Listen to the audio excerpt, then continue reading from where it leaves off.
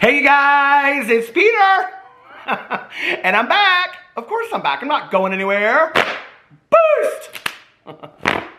Peekaboo, I see you because I'm YouTube. OKLAHOMA, Oklahoma. Okay, I'm YouTube famous now. Na na na na na. There's no business like YouTube business, like makeup business. I know. Beast, beast, beast.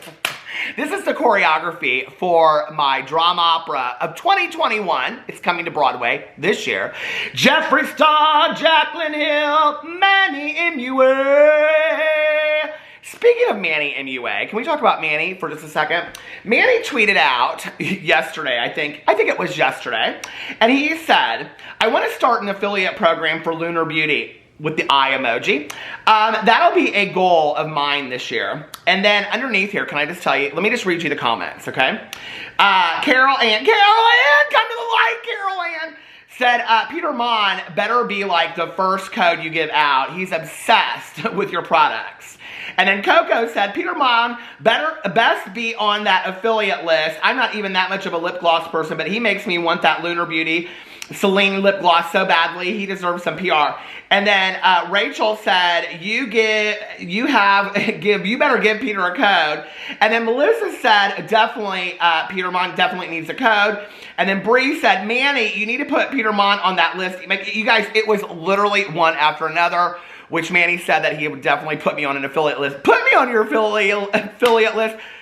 Gal, I am your affiliate list, okay? Let me just tell you, I can't even buy that Celine lip gloss anymore because I done got everybody over there to go buy it.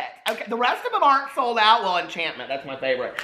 But I'm waiting for my Lunar Beauty products to be shipped. I just bought some more lip gloss. In the meantime, we'll use this Patrick Ta. I am so not impressed with this lip gloss. This is literally worse than, I got some Wet n Wild lip gloss at, I think it was Sephora, maybe? I don't know where I got it from. Do they sell Wet n Wild there? I don't even know where I got it. It was either Sephora or Ulta. And that is like 100 times better than this Patrick Ta. I can't stand that. So anyway, let's get into today's video. Thank you, Manny, for thinking of me. I really, really appreciate it. I just want to tell you my exciting news. After brunch today, my husband woke me up and he said, well, what do you want to do today? And I said, I need a gluten-free waffle like nobody's business, because our favorite place that we go to eat, Cafe Pat a Shoe in Indianapolis, they have this gluten-free waffle, which has been recommended to me for probably the last 2 to 3 years, and I have never tried it. And I tried it last week, and now I'm obsessed. It tastes like an elephant ear. And then afterwards, we went to Warby Parker because we had to get our glass situation figured out. And while we were waiting to get into Warby Parker, I said, let's just walk down to Nordstrom so I can pick up my Crocs. My husband thinks they're so ugly, but I love them. I literally wanted these for, I got the kind that have like the little furry stuff inside of them. I have wanted, just to go get a fountain Coke with my good Judy Tanya. It's not like I'm wearing up in the club or something. I might, you know. But anyway, when you're the old man of YouTube, you can do whatever you want. People just, they let you in front of lines. They don't care if you have Crocs on. They just, basically VIP status of the world. I wish. Anyway, so I have wanted a pair of Crocs for years. And like in Indiana, you see them everywhere. I was actually talking about this on my vlog. Like now a lot of like influencers are wearing them and like a lot of people are getting them, which is probably now why I got them, because I'm an influencer, see? By the way, speaking of influencer, I'm going to open my LaCroix. I haven't had one of these in a while. This is the Hibiscus. We're going to put it in a fancy glass today, see? Because we're fancy like that. And so anyway, in Indiana, you see like these guys that are, you know, wear the John Deere hats kind of a little bit to the side, and then like the tight Wrangler jeans, and you know the what are they called, the furry jackets or the Carhartt jackets, and then they either wear work boots or they wear Crocs like on their days off. See, so you see them around here, and I've seen them around here forever. Actually, I called my good Judy Tanya today, and I told her, I said, hey, do you have any, I got a pair of Crocs today. Do you have any Crocs? And she goes, I have like 6 or 7 pairs, and you used to make fun of them. And I was like, well, now they're all the rage, so of course I have to have them. But anyway, I didn't really have a whole lot to talk about over here today. We're going to talk about Shane Dawson. And I wanted to talk about Shane Dawson and this Instagram thing that he put up, which is just like, Shane, like, you seriously are so clueless to what is going on in your world or whatever that you really don't understand people's perception of you. I just was actually kind of blown away about it. And I meant to include it in my video yesterday, and I didn't. And so then it even got longer. It even got longer, and I'll explain that in just a second. But we're going to talk about Shane Dawson in a second. Because then I went over to the Shane Dawson Reddit thread, and there was somebody that had listed all of these, like, controversies of Shane Dawson, and it was, like, in one, like, just spot. And I was like, this is interesting when you look at it from this point of view, because people are like, what did Shane do that was really that bad? And when you read the list all together, it's like, you know, for somebody that said that they never wanted to get in any drama ever, like, and Shane always goes, I don't like drama, I don't get involved in drama, and all that kind of stuff. Buy my merch, or don't buy my merch. You don't have to buy my merch if you don't want to buy my merch. I just say, you don't have to buy my merch if you don't want to buy my merch, but buy my merch. But anyway, for somebody that doesn't like to be in drama, I was looking at this list, and I was like, yeah, Shane's been in quite a bit of drama through the years to say he doesn't like to be in drama. So we're going to talk about that in just a second. But before we do, I want to kind of throw an idea out at you guys. I actually talked about this kind of at length in my vlog last night. But, you know, over here on this channel, I don't think it's a surprise to anyone that I literally talk about the same 5 to 10 people of YouTube fame. You know, I talk about the Tana Mojos and the Trisha Paytases. I talk about the James Charles and the Jeffree Stars. I talk about the Shane Dawsons, and I talk about the, I don't know who else, okay? The Tati Westbrooks, you know, Glitter Forever 17 if she's doing something with a Puss Out and Boobalicious, which is basically on the daily now because she's, you know, effing a snowman and things. But anyway, you know, every once in a while I'll talk about, you know, Amy Slate and Amberlynn Reed and Nick Avocado or whatever, you know? But there's only about 5 or 10 people that I kind of rotate and talk about over here that kind of stay in the drama. And when you think about it, it's interesting, right? Because there's probably about 5 or 6 of us. Like, there's a lot of commentary channels that do a lot of different things, right? But there's probably 5 or 6 of us that have kind of covered the same 5 to 10 people for going on 3 to 4 years, right? And when you look at it that way, it's kind of crazy to think that they're, like, these people have stayed in enough drama for us to literally put out almost daily videos, right? And I was like, you know, to kind of like mix it up for you guys, I was like, what else could I do on this channel to add something? I used to do magazine videos where I would go through a magazine and read it, and I might do that from time to time, but I know that there's just a fraction of people that like that. And then I know that people have asked for me to do my Craigslist ads. Well, I think those are gone, so I don't know that I can still do those. But anyway, one day on here, I read, this was a couple weeks ago, I read, what do you call it, The Next Door, the funniest of Next Door from Twitter, and I had fun with that. I have fun doing those kinds of things, and I like to try different things. I'm not, all kinds of things, family friendly. I am not going to, you know what was so interesting was, I got a really, really nice comment the other day, but it was from somebody, and they were like, if you have to say family friendly after what you do, then it probably isn't family friendly. Y'all, like, that was like the first time that I like had ever thought of it outside the box. I was like, do people really think I'm trying to be that family friendly? Like, I hope you never meet me in person. I'm just saying, okay? Because listen, my mother used to say to me all the time, watch your language, because it's not what you say, it's how you say it. But I'm telling you, F-bombs fly out left and right, okay? Listen, I'm no Saint Mary. I'm just saying, okay? I really am no nun. I'm just telling you right now, okay? So, I don't know if y'all think, like, I think I kind of make some kind of funny, like, adult jokes over here from time to time. But anyway, I'm not going to start a 7th channel. Like, that's just, you know, I might at some point. Like, I say this all the time, and, like, he's sitting downstairs listening to this right now, and I know he'll shout and say no. The only way I would start a 7th channel is if my husband Alex wanted to do a couples channel. That is probably the only way that I would do a 7th channel. And I would love to do that, but he has no desire to do that. So, or at least not today. Hello? He's not even listening. But anyway, so I was like, what could I do to kind of throw in over here? Because I love to do like 2 and 3 videos in a day, but there's just really not that much to talk about some days. So I was like, you know, very often I get people that will be like, will you do a Real House? Because I talk about the Real Housewives, I talk about RuPaul, I talk about this. And I get people that are like, will you do videos about Real Housewives? Will you do videos about RuPaul and whatever? Well, now, I love Jake Yonsei. You guys know I do, okay? And he's kind of cornered the market on the RuPaul stuff. And listen, I couldn't figure out half the tomfoolery, hocus pocus trickery that he knows about all these queens, okay? I never will. But I did, back in the day, do reviews of RuPaul's Drag Race. And so I was thinking about this, this, and I was like, and I love the Real Housewives of Salt Lake City. Now, I have never, but maybe a few episodes, watched The Bachelor or The Bachelorette. So I was like, well, what if I picked out like 5 or 10 shows a year that I would watch consistently, and then I would do a review the day after the show was on. So like if the Bachelor was on tonight, tomorrow I would throw up a review of it. Does that make sense? And right now I would probably pick up like RuPaul's Drag Race, Real Housewives of Salt Lake City, maybe The Real Housewives of Atlanta, but I'm behind on that, and The Bachelor, because it's only been like 1 or 2 episodes at this point. What would you guys think about that? And then that would be my video in addition. So like that day, and then if there was, of course, Jeffree Star drama, when would there not be Jeffree Star drama? I would do like a video about Jeffree Star drama, but for those people that wanted to watch me talk about like The Real Housewives of Salt Lake City or The Bachelor, I would also put my review up of that. What do you guys think about that? So I would be like a YouTube drama channel, but I would also do reality reviews, reality TV reviews, because I don't know how much you know about, I mean, I share everything about me at this point, but I love reality television. My good Judy Tanya loves reality television. She has begged me to start Real Housewives podcast, which we've thought about doing. So I don't know. Let me know what you think about that in the comment section below. And if you are interested in that, will you put the shows that you would like me to follow in the comment section below? Oh, I definitely have to say that if I'm going to do this, I definitely will be following 1,000 Pound Sisters with Amy Slayton and Tammy Slayton. How could you not, you know?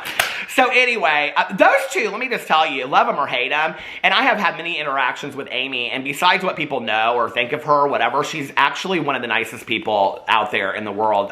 Amy is just really a genuinely nice person, and and I can only speak to how she's been to me. But what's interesting is that nobody knew she was going to come up and get this reality show that's now in its 2nd season, did they? I mean, come on now. Congratulations, Amy and Tammy, to that. And I think this is the season where hopefully Tammy will be the one that, like, you know, Amy's kept her weight off, I believe. I haven't watched the 1st episode yet. And I think the 2nd episode is this week. So if you guys are interested in me doing reality show recaps, let me know. Put it in the comment section below. If you don't want to, then just say blow it out your ass. Okay. Let's talk about what happened. How am I already at 12 minutes? Let's talk about what happened with Shane Dawson. Okay, so if I included this in my video yesterday, just, you know, I apologize, but I don't remember talking about it yesterday. So hold on a second, let me get into my pictures. Shane Dawson put up this thing yesterday where I had the first one. Hold on, where is it? Where he said something about Animal Crossing. This was what I was going to include in my thing yesterday, but then I put, where is it at? I got the TikToks, I got the video. Where is it? Okay, he put this picture of this cat on here, and it said, do you want an Animal Crossing update? Yes, no, you're 32, okay? And that was the first thing. Well, he apparently didn't listen to me, because I was sending him psychic vibes of the world. Do y'all remember when I did that predictions video? It was like for 2 or 3 years ago, and like almost everything on it was right. Not everything. Trisha Paytas didn't get married that year, but she is getting married now, so apparently it came true at some point. So then he comes out and he says, okay, update coming soon for the 33% who said, no, I understand and I agree with you, is what he said. And then he said, actually, first, please help me figure out which switch case I should use.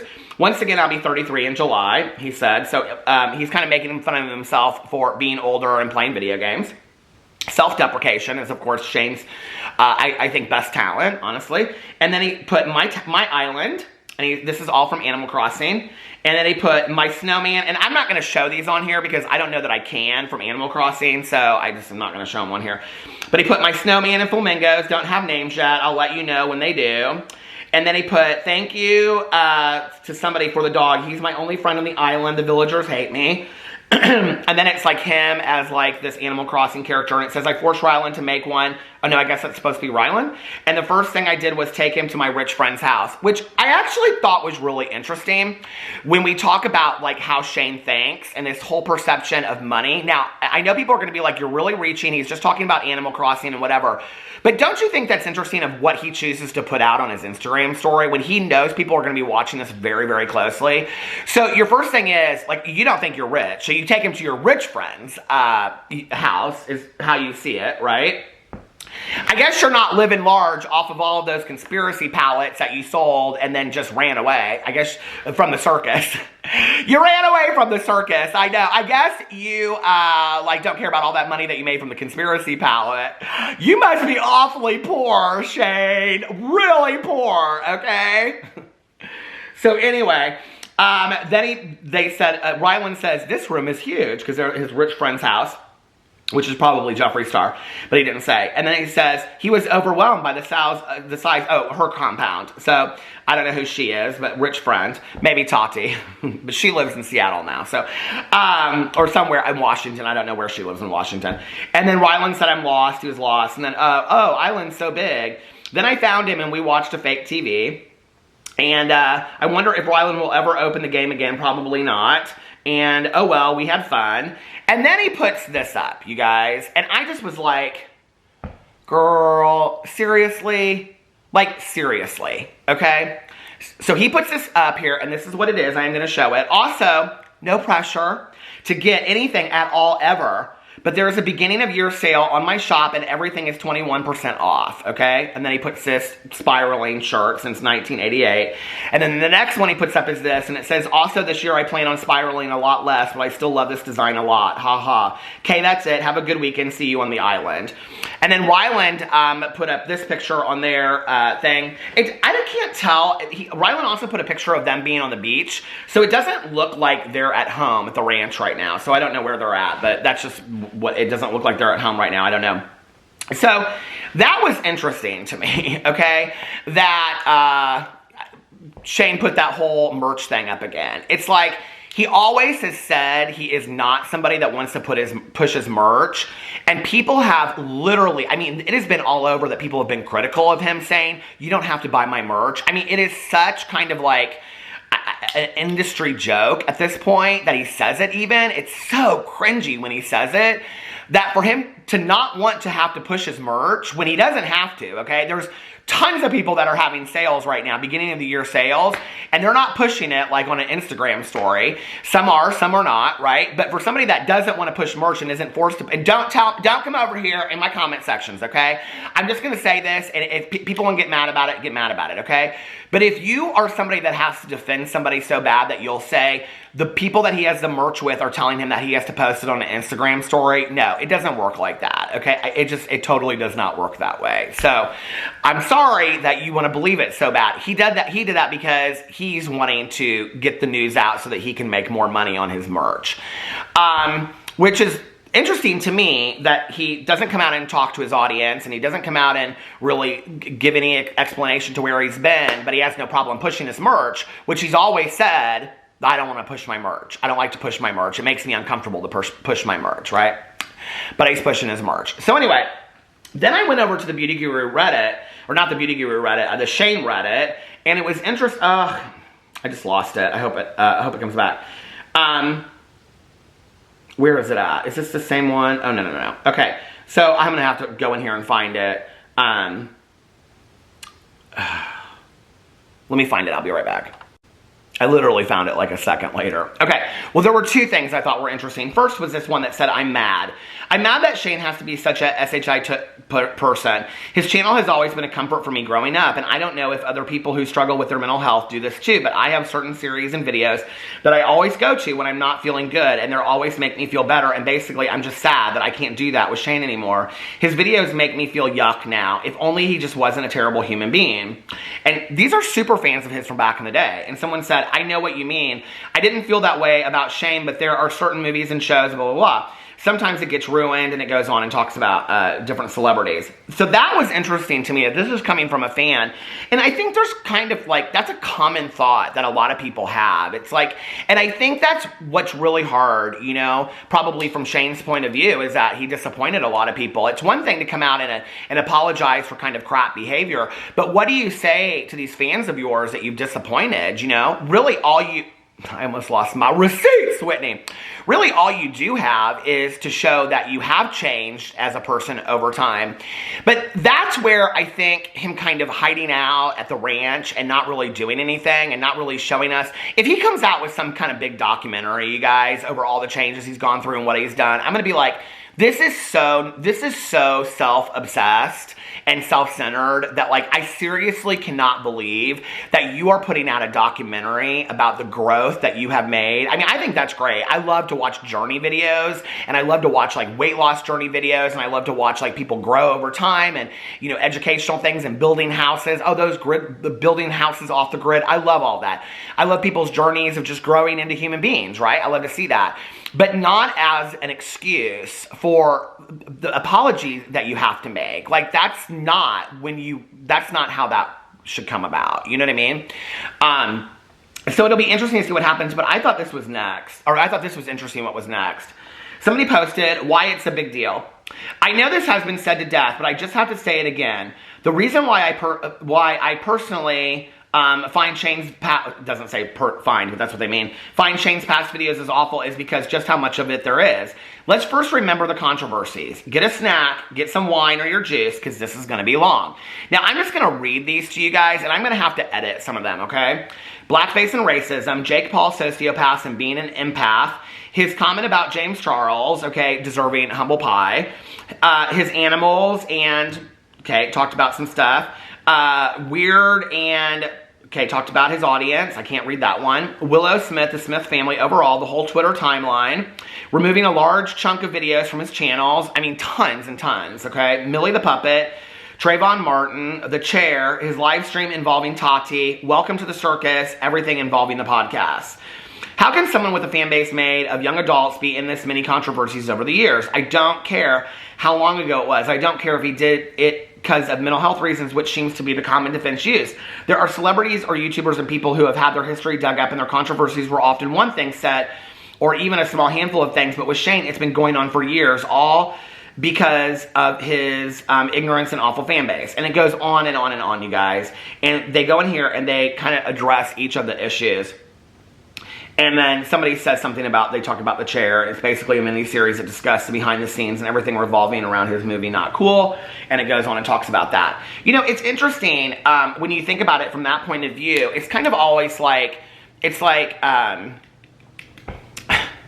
I had a friend of mine that lost her job years ago, right? And I can remember talking to her, and she got fired. And when she got fired, it was like she wasn't fired for like one thing. It was like she got fired for like 10 things, right? And I said, how are you doing okay? And she said, if I had gotten fired for one thing, like I would have understood that. She's like, but they had been like it was a paper trail situation. And she was like, I got fired for like 10 things, you know? Like, what do you do with that? It's like, I just must be this, you know, I don't really know. Like, everybody's, like, talking about Shane's return, and Trisha's like, oh, Shane will return, people will want him. I think there are, like I said the other day, I think there are a lot of people that will watch Shane because they're still interested in what's going on. And I think, and I'm just going to be honest about this from the get-go, okay? When Sean Dawson, I always say, when Shane makes his return, I will watch that video to cover it for a drama video. I'm just going to say that. So when people want to come over here and they say, you're a hypocrite, when that video is posted, I will be one of the first people watching it. I'm just going to tell you, okay? But the thing is, people will watch Shane Dawson, and whether they want to admit to it or not is another thing. But I really do believe there are a lot of fans out there that are done, that are just kind of like, I can't. You know, Shane's audience is a lot of people that are young parents, that are newlyweds in the last, let's say, 2 to 5 years, they're not the same people that he had. And this is kind of like the danger. Like, Shane is the example of the danger that can happen with these YouTubers like Tana Mojo and Jake Paul. And, you know, these people that if they don't grow out of this, like, your audience at some point is going to be 32, 30 years old, because they're the ones that you have with you. The mass part of your following, it's going to be those people. Well, if you think about the people that followed Tana Mojo at 18, okay? Now flash forward to 32, what those people are doing with their lives, right? They're probably not hanging out in their room at home or, you know, their college dorm and being like, oh my God, Tana and her friends are just like me and her. Like, we hang out and smoke blunts. Oh my God, Tana's friends are just like me. She's, you know, you have to carry your audience along for that transition or you're going to lose it. Because 32, okay, pandering to an 18-year-old audience doesn't look great. It just doesn't, right? And I just don't, I think that they lose. This has been so consistently seen over, I mean, this is a big problem with like why Tyler Oakley has lost a lot of YouTube, subscribers through the years. And why you see a lot of people that don't get the same amount of views, like Joey Graceffa, you know, like, And I think that you have to be very, very careful with how you kind of like indirectly speak to your audience, you know, over the years. And so the same people that would have defended Shane 8 years ago because they probably had similar mindsets have kind of grown out of that at this point, right? Like they're raising kids, they're like settling down, they have like adult jobs, you know what I mean? Like this isn't funny to them anymore. So where they found Shane as kind of a safe place to escape and watch his videos, now they can't do that anymore. And here's the thing is, I think in the last couple of years, Shane did grow with his audience. I think like the series of showing the series and all this kind of stuff was his attempt to grow with his audience. But I think now it's like, what do you do with all of this? So anyway, let me know what you think about all of that in the comment section below. I love you guys. I'm going to go stomp around in my new Crocs. Crocs? Did I call it my Crocs? My Crocs. I love you guys, and I will see you tomorrow. Bye.